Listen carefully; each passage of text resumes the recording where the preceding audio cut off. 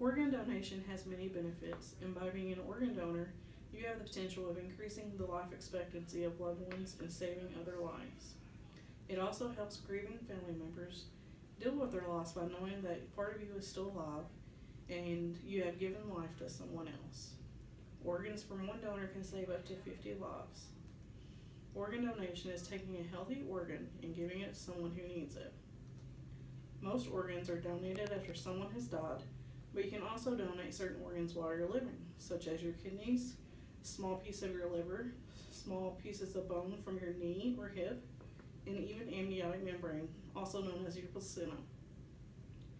As a deceased donor, you can donate internal organs such as kidneys, heart, liver, pancreas, intestines, and lungs. You can also donate skin, bone, and bone marrow and corneas. More than 123,000 people in just the U.S. alone are waiting for an organ. One more person is added to the national waiting list every 12 minutes. Each of these people are in desperate need of a heart, liver, or kidney.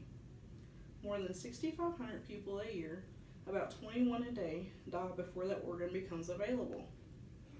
Most of the organs that are available come from deceased donors.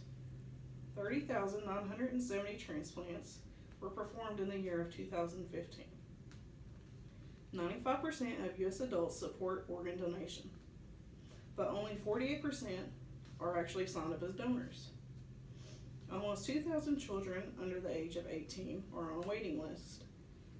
The states with the highest registered donors are Montana, Alaska, and Washington. You can become an organ donor by registering with your state's donor registry by visiting organdonor.gov, or fill out a donor card when you get your license or renew your license.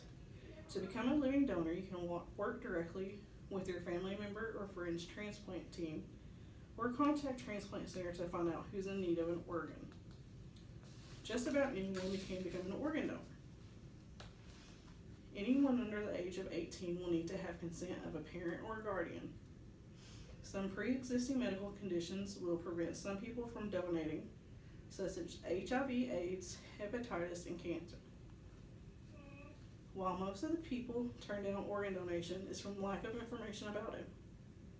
Some people don't want to be an organ donor for religious issues. They believe during resurrection their body will not be whole. People also don't want to donate organs because they are scared they will not be able to have an open casket funeral if they donate. You will not show any signs of organ donation if you do have an open casket funeral. People fear that the cost will be burdened to their family members if they donate organs after dying. Good news, it doesn't cost you anything. The surgery will fully be covered. Even if you're a living donor, it won't cost you a thing.